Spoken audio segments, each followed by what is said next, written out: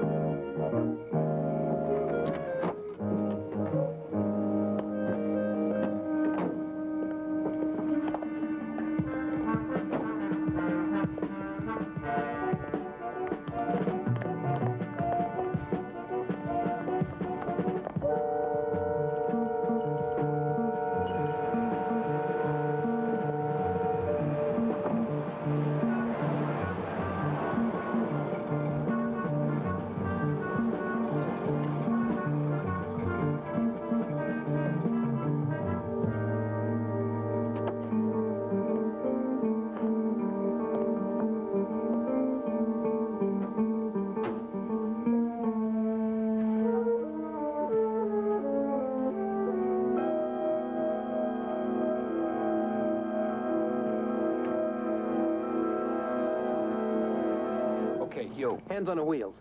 You, over there. Put your hands on the dashboard. Don't even think about that glove compartment. Now, let me see your wallet. First, we'll take a look at what gives you the right to take them. You better have something backing up that flashlight beside your mouth. How's that? All right. Now take the light out of our faces.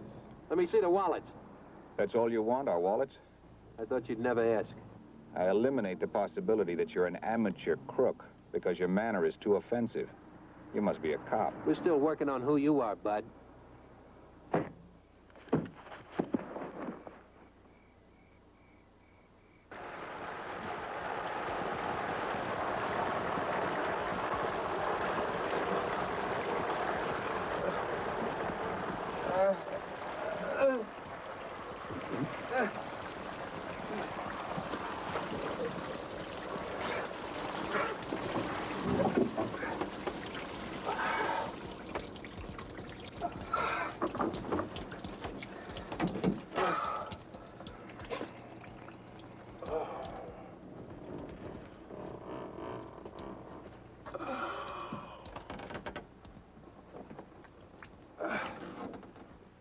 Ah, that's better.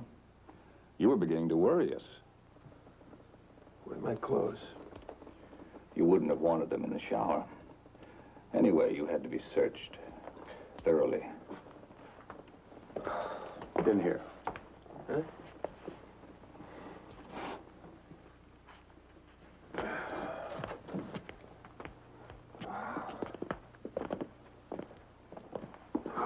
Sit down.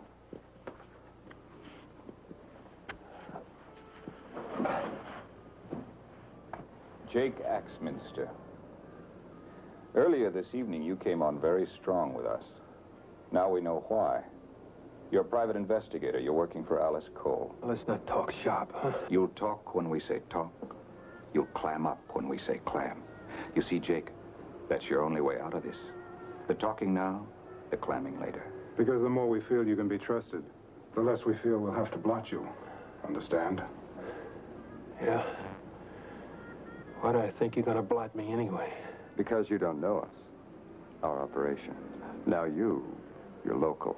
You live in this town, you work in it, you have a stake in it. We don't. We do what we do, and then we move on. We don't mess with the locals if they don't mess with us. And you are employed by Alice Cole. Yeah. She hired me to find out who you were and why you were following her. And what have you learned? To talk now and clam up later. That's very good. Who do you think we are? And why do you think we're following her? I don't know. Her old man's rich enough to have his garbage monogrammed. So I guess you guys could be setting up a heist or kidnapping. I could be wrong. And you want so much to be wrong. Well, you are. We have no plans to kill, rob, kidnap, or otherwise do damage to Alice Cole. Well, in that case, I'll just get my pants. You'll find nothing missing in your pockets except one thing. Guess what? The piece of paper that I wrote your license number down. And in case you remember it, don't. You won't last 48 hours if your mouth ever comes unstuck. Our business in this town has nothing to do with any business of yours. Can you remember that? Your business in this town has nothing to do with any of my business. Perfect. Now get in the closet. What? We're ready to leave. Before we go, we're going to lock you in the closet. Oh, come on, fellas. Can't I just put my hands over my eyes and count to 500 by fives? Get in the closet.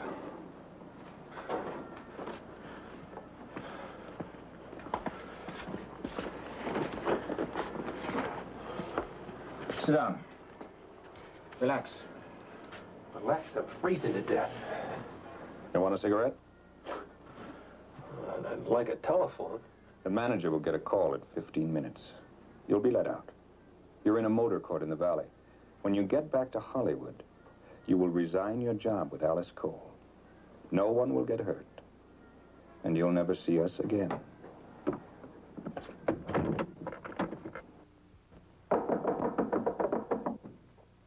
Jake? I know you're in there. Open the door. All right, Alice, I can hear you. I'm not blind. Wait a minute, will you, Alice? You can't quit. Nobody quits on me. I came over here to fire you. Well, in that case, I have to charge you an extra day's pay in lieu of notice. Not so fast. I'll consider giving you a second chance. Alice, I don't want a second chance. Go ahead, fire me, will you? Be quick about it. I'm a busy man.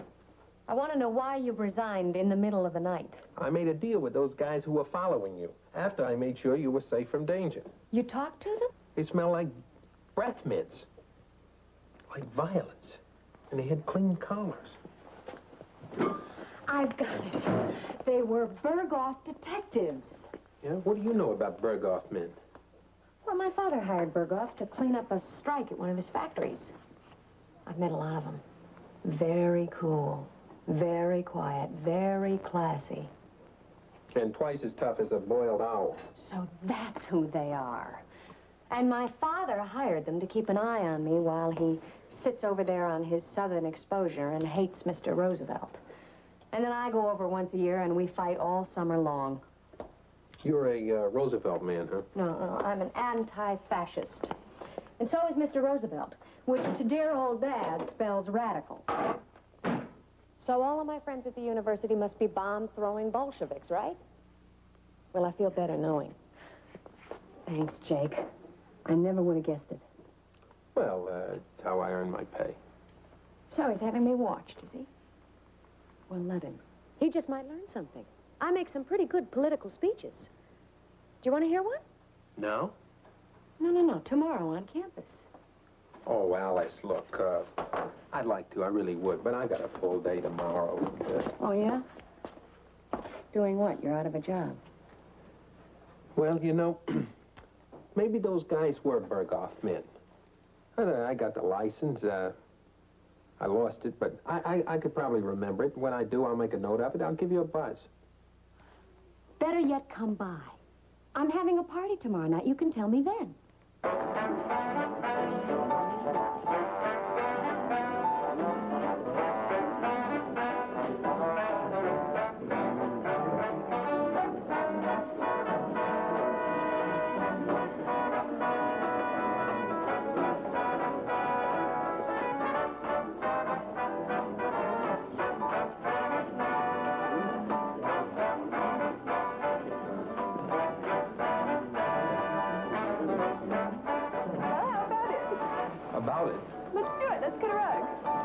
I'm still working on the Charleston. That's cute, too. Let's do it. Let's not.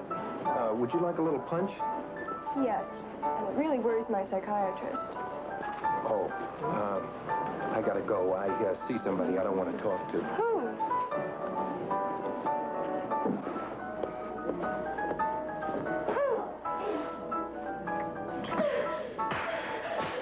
Hey, can anyone play? Get out. This is private. I'm sorry. So am I. Now you get out.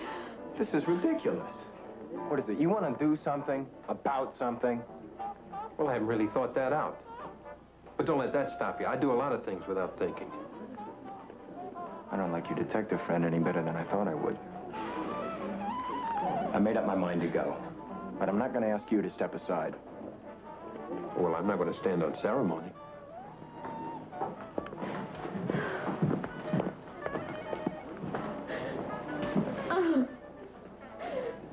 What can two people do who love each other but hate each other's politics? Well, they can make strange bedfellows. Alice, I saw Paul on his way out. Is there anything I can do? No, Frank, I'm all taken care of. I'm sorry, sir. I don't think I know you, sir. Oh, well, I'm just the old family retainer, son. Thanks for being here, Jake. I forgot. Did you remember the license number? What license number?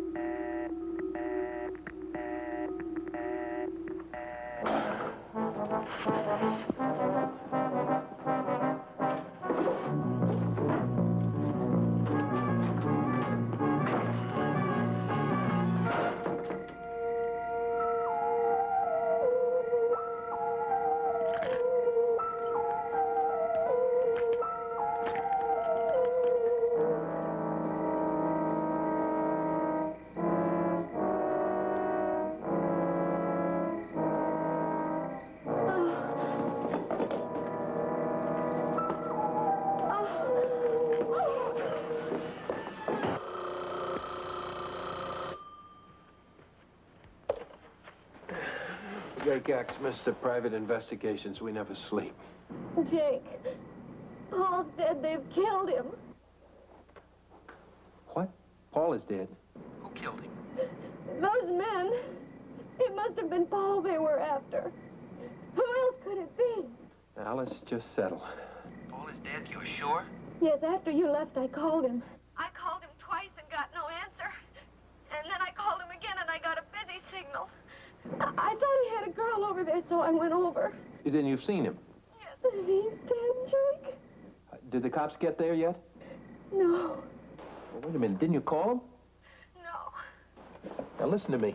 You hang up the phone right away. You call the cops. Then and you don't move until they get there. And don't touch anything you haven't already touched. Jake, I'm not there. What? Where are you? I'm in a phone booth. I got scared and ran out. I've been driving around I don't know how long, not knowing who to call. Alice, that doesn't matter now. You go back and you call the cops.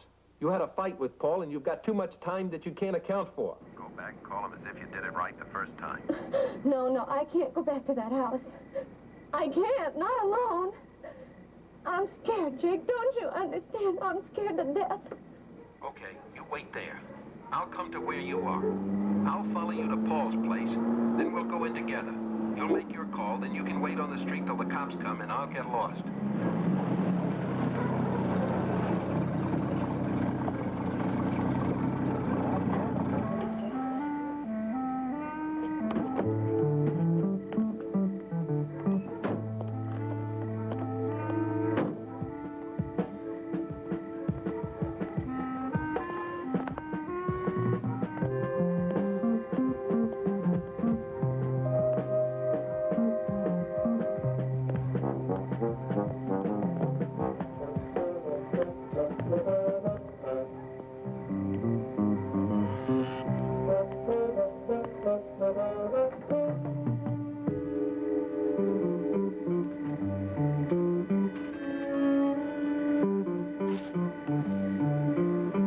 Come on in. Don't be frightened.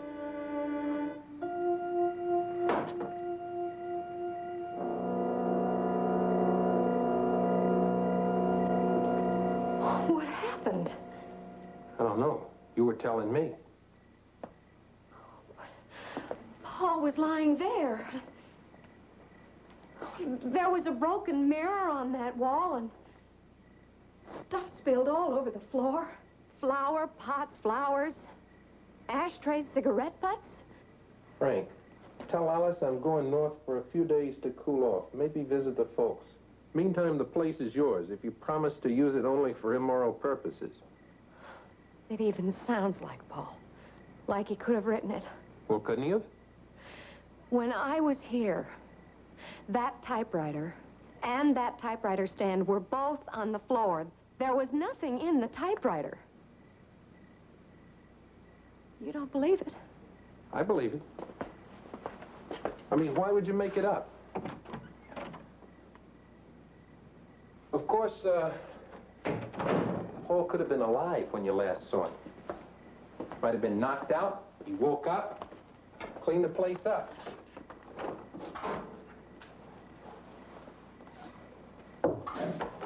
Then maybe he took off. He had plenty of time, you know.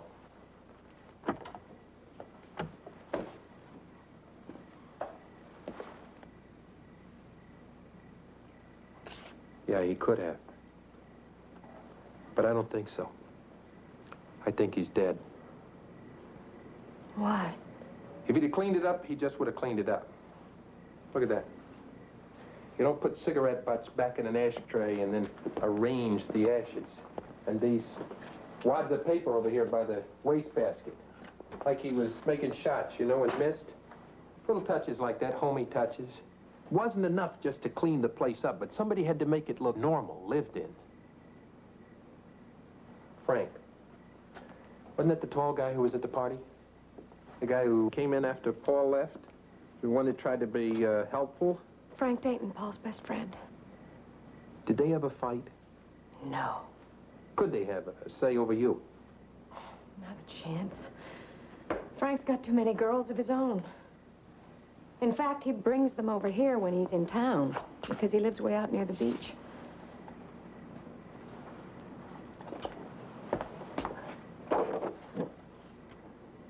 They knew about this, too. If the coast was clear, Paul would stick it in the window. NRA. Now ready and available. Oh, Jake. Jake, they knew about everything. All this time they've been watching and waiting just to kill him. But why? Why? Now, just calm down, will you? Listen, first of all, we don't know it was them. I know, it looks like them. But we don't have any proof. We got nothing. The police should be told. Not now, they shouldn't. Before we open this thing up and let the cops try to close it, we're going to have to get something to give them. Well, then you're still working for me. Not still, again. This is a whole nother case. They said nobody was going to get hurt. What do they think? Killed isn't hurt?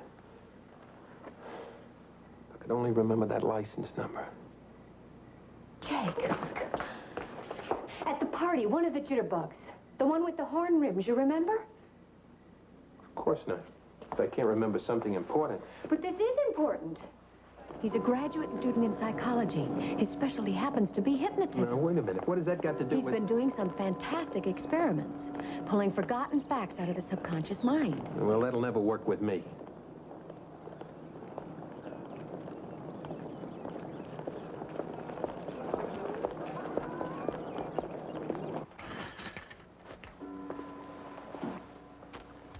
Sorry, Holmes, I just can't be hypnotized.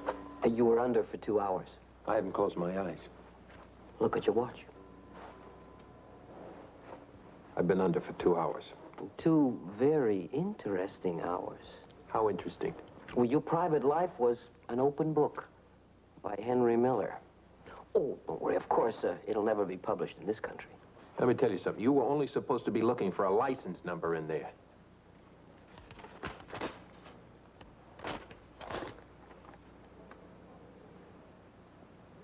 Why'd you write it down 11 times? That's how many times you remembered it. Between chapters.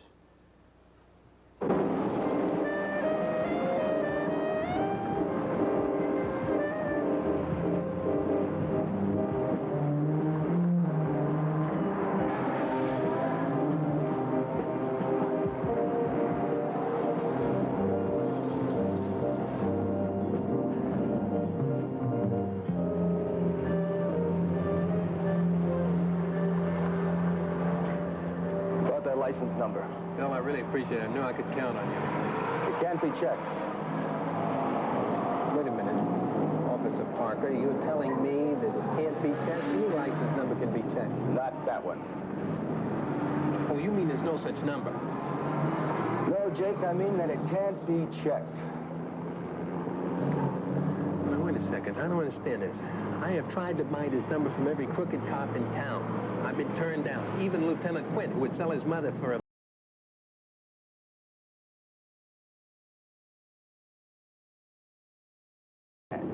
This is a California license issued by the Department of Motor Vehicles. And you are telling me nobody, not even honest cop A, crooked cop B, Mayor Shaw, or Chief Jim Davis can connect up a name with this license number? Jake, this is something you don't want to know. Well, tell me why I don't want to know. You look, you do yourself a favor now. You forget it. Otherwise, you're going to keep running into those closed doors. Well, sooner or later, I'm going to crack one of them. Now, watch the first step then, Jake. 5 miles straight down.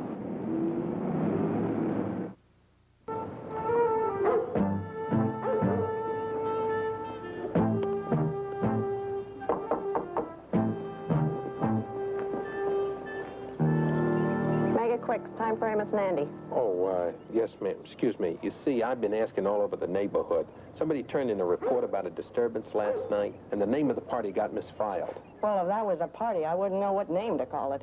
Oh, you heard something? I'm the one that turned in the report. Uh-huh. Then there was a report. But didn't you just say that? Yeah, I just said that. So how come nobody checks it out at the time? Why are you never where you're supposed to be when somebody wants you? You know, I've often wondered that myself. Well, now it's too late. The time to stop the noise is not in the quiet of the following day. What kind of noise was it? Slam bang, probably. Like a fight? Like 2 great bull mooses locked in battle. And then one of them took off like a mouse down the road. And then a car drove out. Uh-huh. You heard all this?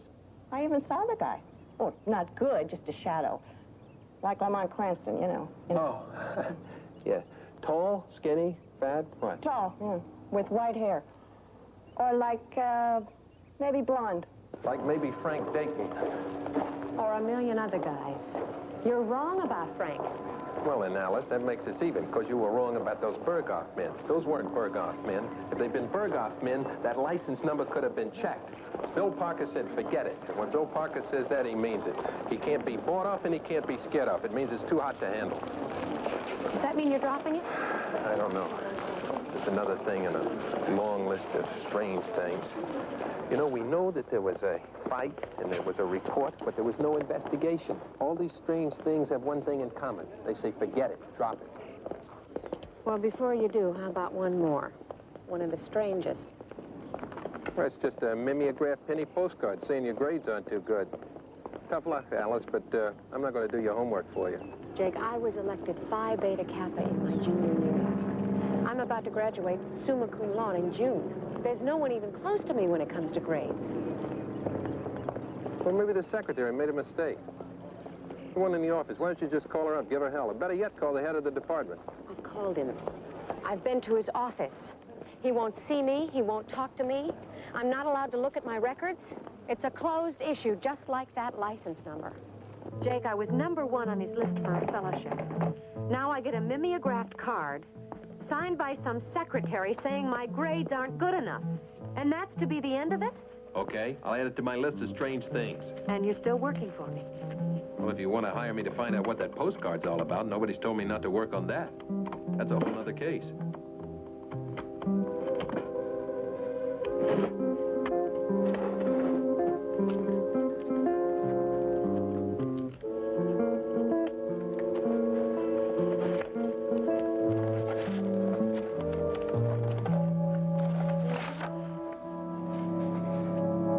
To our attention that you are considering Miss Alice Cole for a fellowship.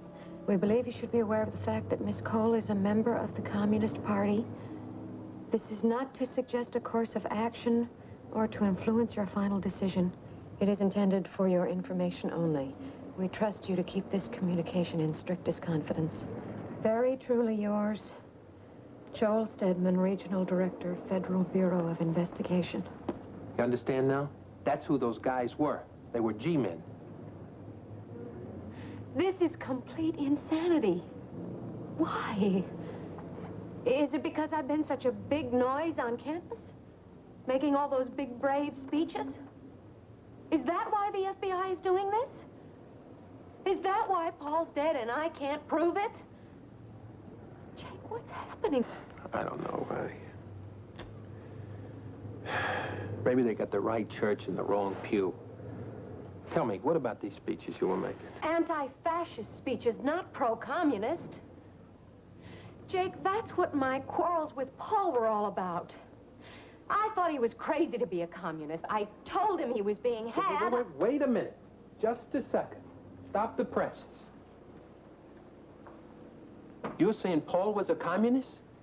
You didn't tell me that before.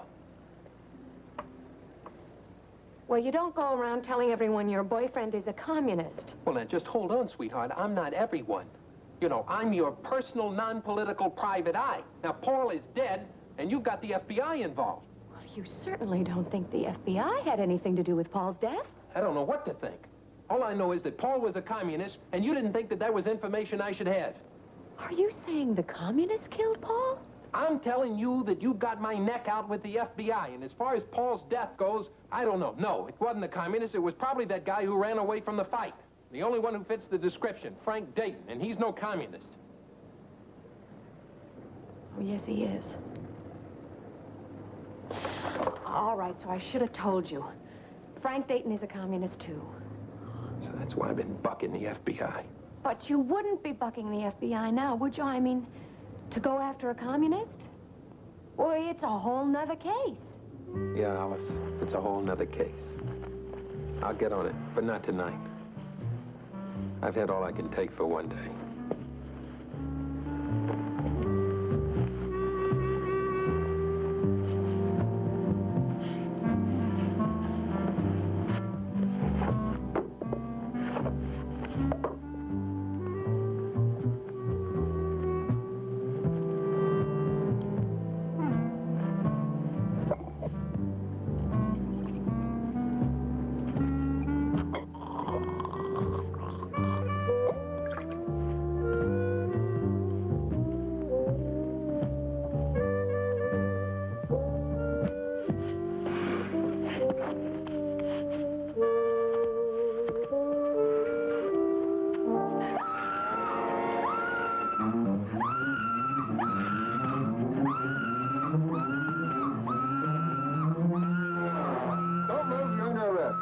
What took you guys so long?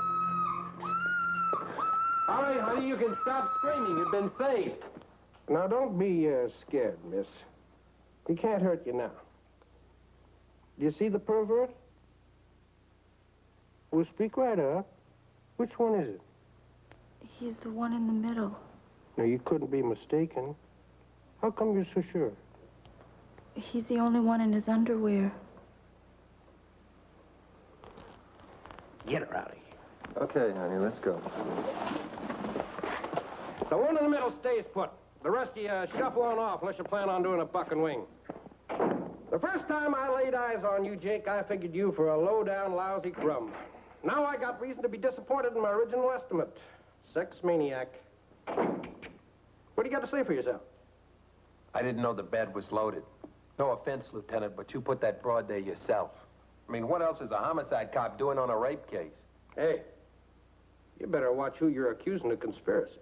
Oh, I could see a lot better if these lights weren't in my face. Well, maybe you would rather move this little talk downstairs to the little room you know and love so well? You could move this talk downstairs, upstairs, or out the window, Lieutenant. It still wouldn't move you out of the borderline moron class. This frame-up is so stupid that I don't even think you could believe it. I take that back. Maybe you could. So I'm stupid. You can be sorry for that. Well, Lieutenant, I was always sorry that you were stupid. All right, you bring him down to my office and make sure he gets some clothes on, even if he doesn't want to. Damn exhibitionist.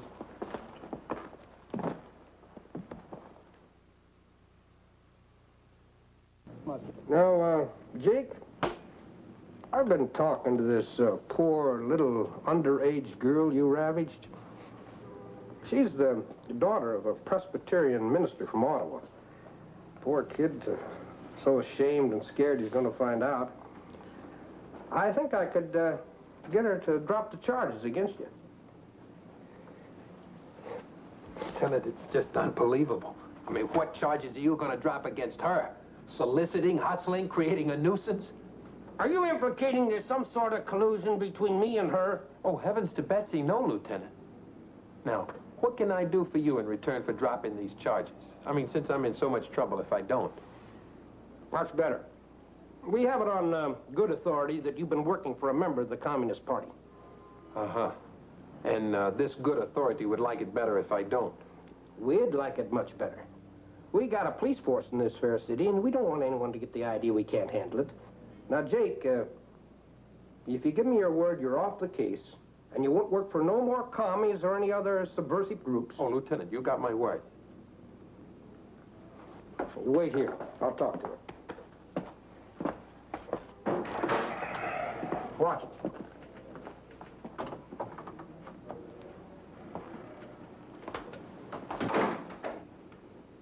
Oh, hi, Chuck. How's the wife and kids? But according to this report, you're still on the case. You lied. Of course.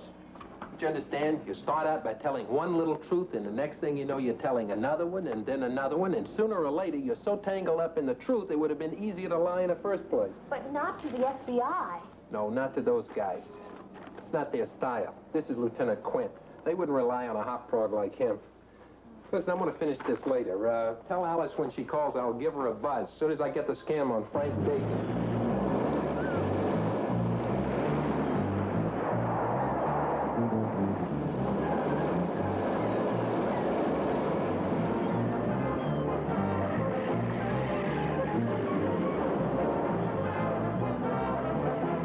I don't know if he killed Paul or not, but he's killing me. He drives 80 miles an hour wherever he goes, and I got to tail him. Maybe he's trying to lose you. He doesn't know I'm there. He lies that way. He drives 80 miles an hour. Then he stops at a newsstand for 20 minutes to read a magazine.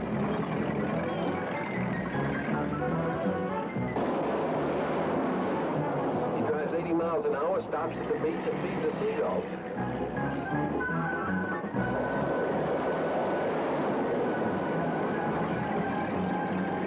3 days now, and that's all he's done. He's wearing my tires down as thin as his. Jake, buy yourself a new set of tires. Put him on my bill. New tires, what an idea. Hey, wait a minute. Here goes Bonnie Oldfield again. So long, kid.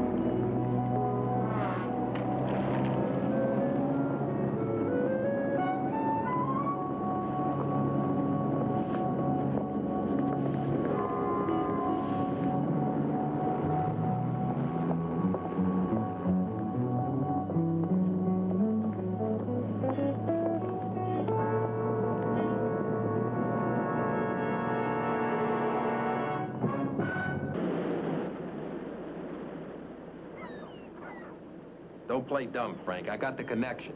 I know what you've been doing and why. And nobody's gonna hold it against you if you come out with it now. You're an informant for the FBI. I told you to get out! Frank, look, I saw you. I followed you. When the feds make a meet with guys like you, it's always in a hotel. I know the guys you're working for. You're crazy. You're a maniac. They sent for me to question me about my membership in the party. Yeah? And what else? They're looking for Paul. He's disappeared. Oh, and you're surprised. Come on, Frank. You're a smart guy, just like Paul was. And you're a graduate student in physics, same as he was. But you're not the same kind of card-carrying communist, are you?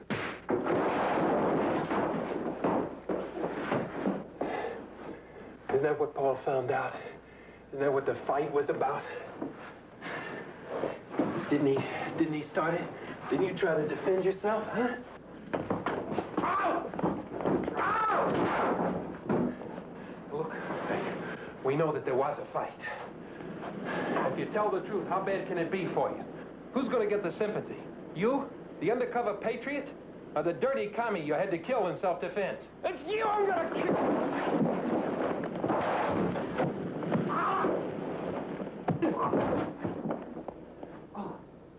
Yeah. I see how easy it could be.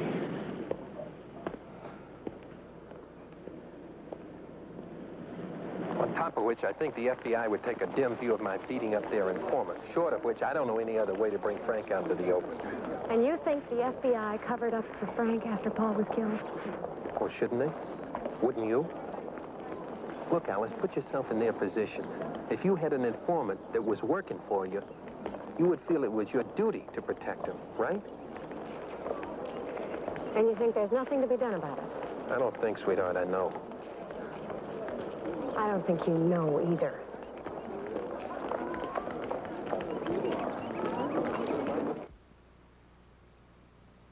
That's right, take your time. Be sure you get the name right. Alice Cole, daughter of Goodman Cole, the $20 million Cole. Yes, that's the one. And I want your name, too, and your position, please. My name is Stedman, Miss Cole. Joel, S-T-E-A-D-M-A-N. And I'm regional director of the Bureau. And I do know who you are, of course. I'm very deeply impressed with your father's $20 million, but I haven't the slightest idea of what you're talking about. I'm talking about your informant, Frank Dayton. I'm talking about the boy he killed, Paul Barnett. And I'm talking about the job you or your department did in concealing that crime. Well, that's very cloak and dagger. But I'm afraid your information's at variance with the facts. We happen to be a law enforcement agency of the federal government. We don't conceal crimes or criminals. Quite the opposite. And you never heard of Frank Dayton or Paul Barnett? Well, I didn't say that. We're well aware of the communist activities of both these young men. In fact, we brought Frank Dayton in for questioning today, and as for Paul Barnett, well, we've lost track of him. Until this very afternoon. You'll be happy to know that one of our men has picked up on him again in a city near San Francisco, so he's very much alive and under surveillance. Alive? That's a lie. Where? What city near San Francisco? I'm sorry, that's classified. Yes, I'm sure it is. And speaking of classification, how dare you classify me as a communist just because I think we should stop rearming Hitler? You guys ought to get it straight. Being anti-fascist does not mean you're a communist. We're well aware of that, Miss Cole. Oh, really? Well, I happen to have read a letter which went to the head of my poli-sci department over your signature, Mr. Stedman, stating without equivocation that I, who couldn't be more opposed to it, was a member of the Communist Party. I'm sorry, Miss Cole. Someone has been filling your head with fantasies involving bureaucratic boogeymen. You simply haven't read such a letter. Simply because such a letter has never been written. Oh, really? Well, sit tight, Mr. Stedman. I'm going to read it to you. I happen to have it here, and I'm going to nail you with it.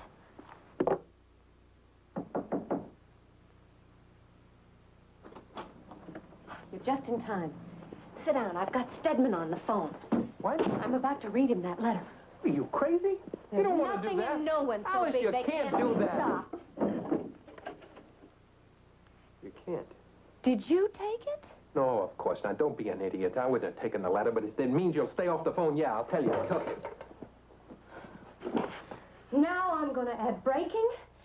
entering and theft to my charges against your fascist outfit. I gather you didn't find the letter. Oh, you're so smug. So good at your job. Well, listen, Mr. Stedman. That 20 million you're so impressed with is going to be mine one day. And if I have to wait until it is, I'm going to use every penny of it to expose you. And in the meantime, I'm going to tell everything I know. I'm supposed to give a speech tomorrow on campus about appeasement. But I'm throwing that one out.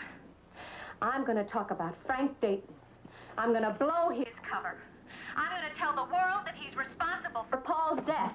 And I'm going to tell the part you and your department played in covering up that crime. Are you listening, Mr. Stedman? Why did you do that? Because that's dumb. It's stupid. You're an idiot. You make yourself a target, and worse yet, you make me one. Oh, so you're on their side, huh? No, I'm not on their side. I'm on the side of good sense, good judgment, and Jake Axminster. And all of those things tell me you do not pick a fight with the King of England, the Pope, or J. Edgar Hoover. Well, then head for the hills, buddy, because I'm declaring war. Hey, now, listen to me. Look, there's one chance to avoid that. If you tell Frank that you're going to make this speech, if he knows that you're going to blow his cover, then maybe he'll beat you to the punch. Maybe he'll tell the truth first.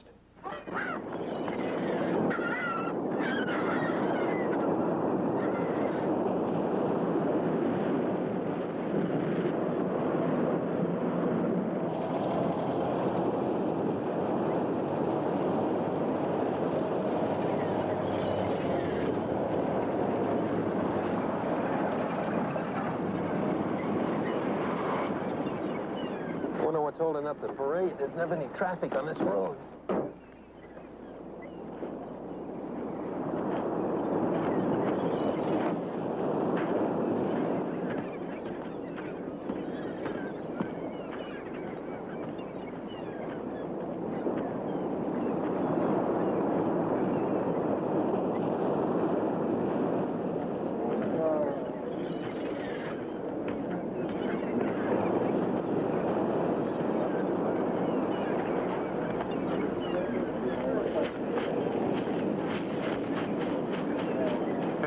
Where you going?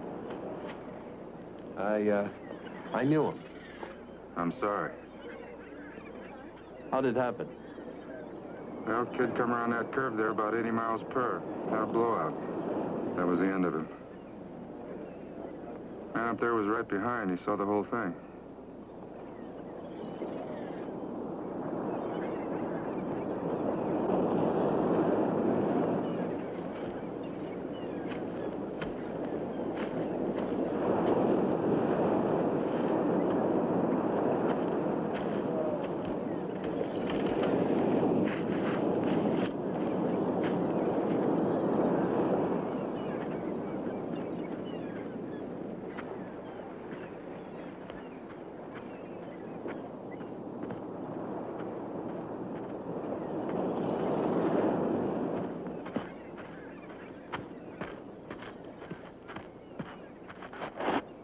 What are you doing?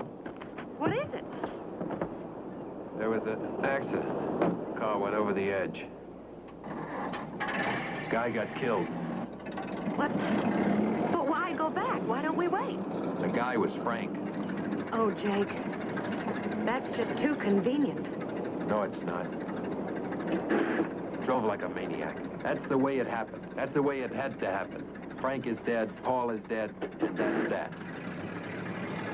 But with Frank dead... That's right, he can't confess. You can't prove any connection between him and the FBI or anything else. Even if you had your 20 million now, you couldn't do anything about it. But there's gotta be something left. What's left, sweetheart, is silence. Listen, you can practically hear it.